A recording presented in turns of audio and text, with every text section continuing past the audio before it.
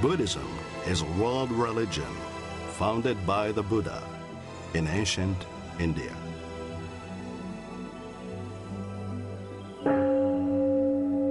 Buddhists seek wisdom, meaning, inner peace, and freedom from greed, hatred, and ignorance.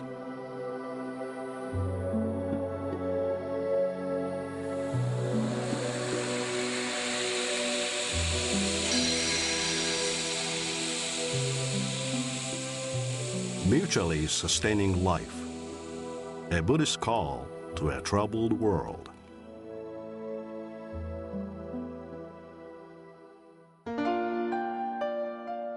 However unconscious people may be of the fact that everyone has within his possession this supreme nature, and however degraded and ignorant they may be, Buddha never loses faith in them, for he knows that even in the least of them, there are, potentially, all the virtues of Buddhahood.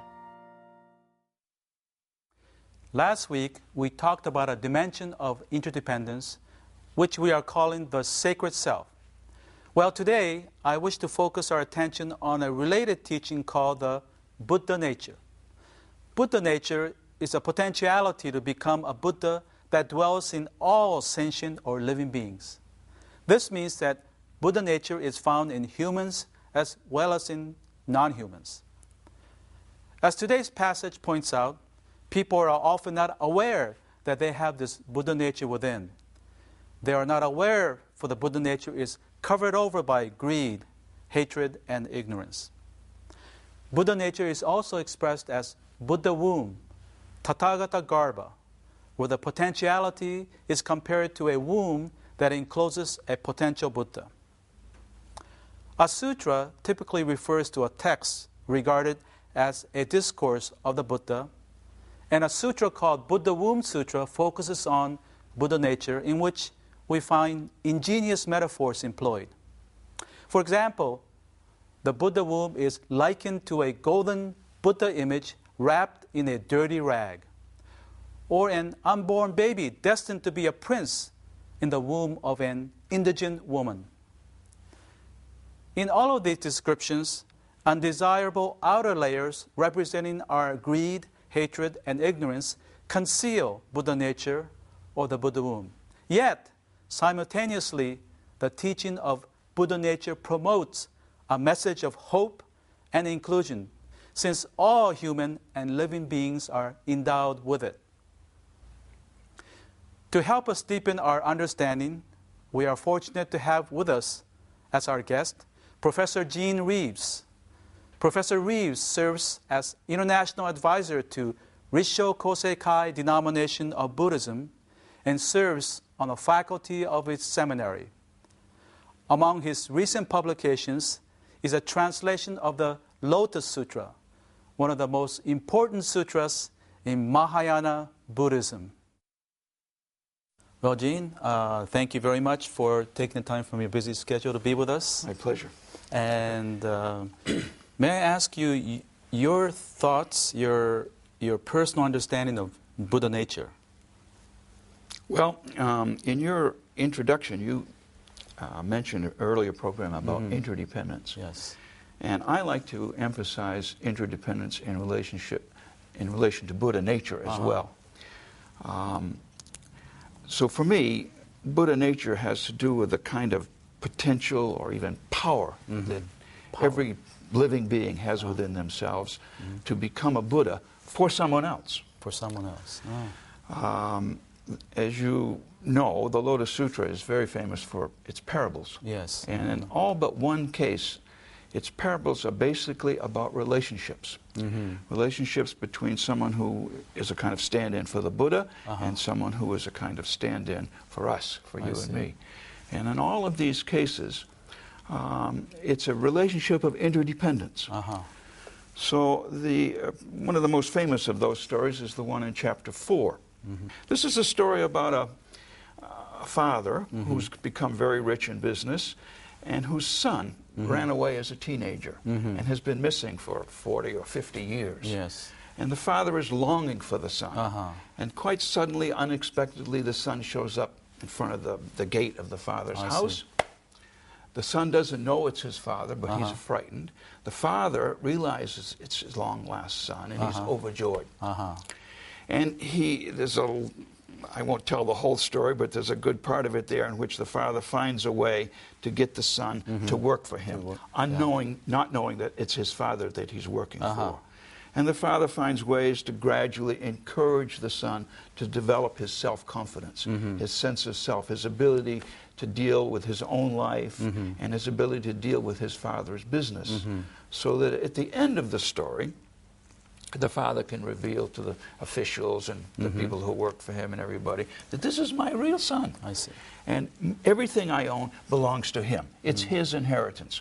So it's a kind of story about disclosing the Buddha nature, or developing the Buddha nature in the son. But the point that I like to emphasize is that the father needs the son in order for his life to be complete. And the son needs the father for his life to be complete. It's a mutual... So it's a mutual interdependence going on there, which I think is very important for understanding what Buddha nature is.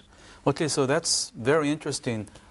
Usually you think of Buddha nature as something for yourself, but here it's more of an for yourself in relationship to others. Yeah, we really teach that one can only discover, in a sense, realize one's own Buddha nature through seeing the Buddha nature in others. So in Risho Kosakai, for example, there's a great deal of effort put into trying to help others realize their Buddha nature as a way of realizing our Buddha nature.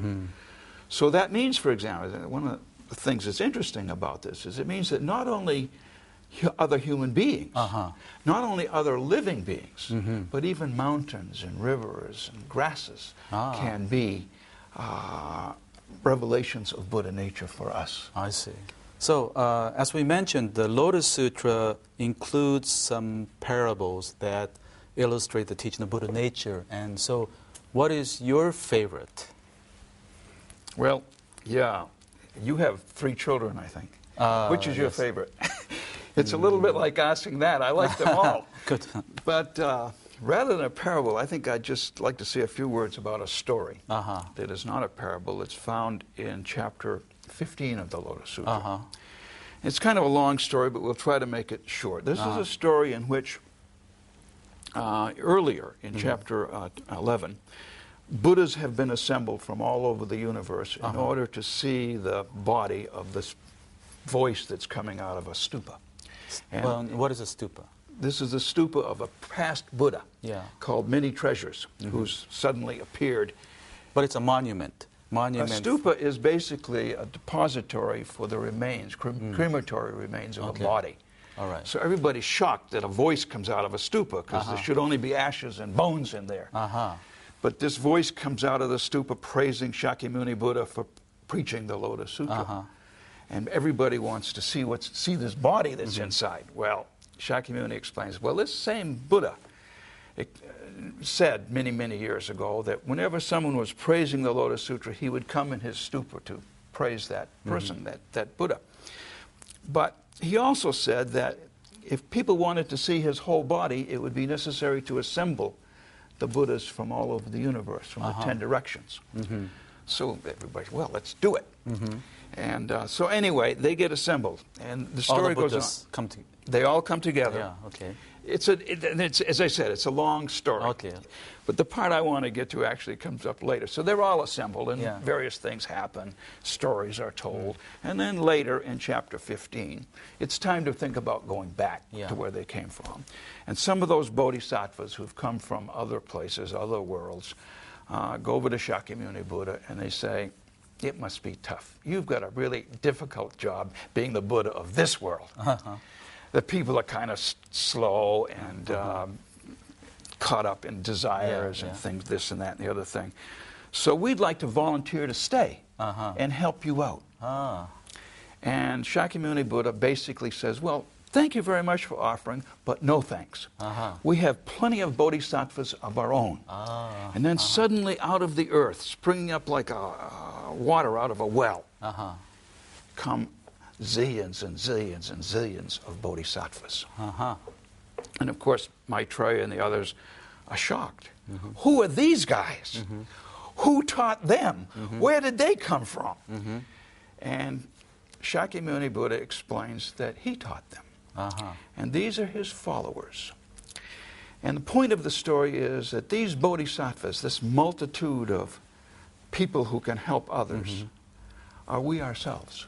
We are the bodhisattvas who emerge from the earth. That's great. And the point of the story is partly to emphasize our responsibilities as bodhisattvas for carrying on the Buddha's work, but it's also a powerful affirmation of the importance of life in this world, as opposed to wanting to go to some other world to escape the troubles of this world.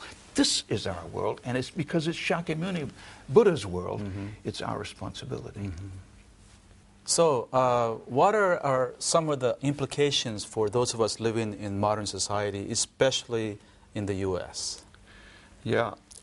My fear is that in America today, there's a very strong tendency to demonize people, and to divide people into the good and the bad, and the true and the false. And I think that what the Lotus Sutra teaches us above all else is to respect other people. To try to find in everyone, no matter how bad they may appear to us, but to try to find in everyone the good side, the good quality, and try to grow that and help to try to develop that.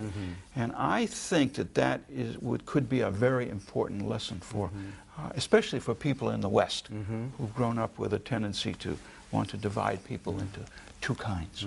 We think that in everybody, in every living being, there is something good to be nourished. So, your points are well taken. Thank you so much for joining us. Thank you for having me.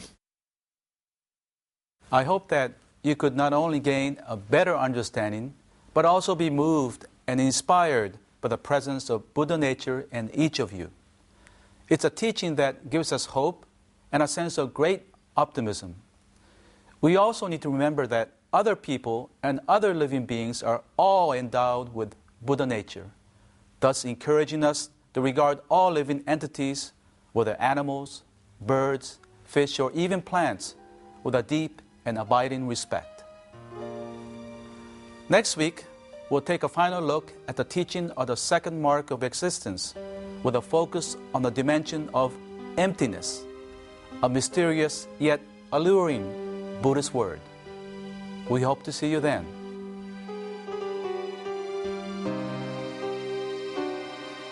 We at Bukkyo Dendo Kyokai pursue peace and happiness for people around the world.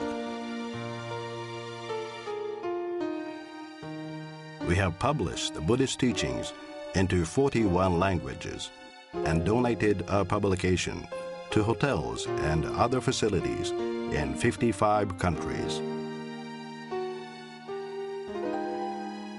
We would like to share the Buddhist teachings with people around the world.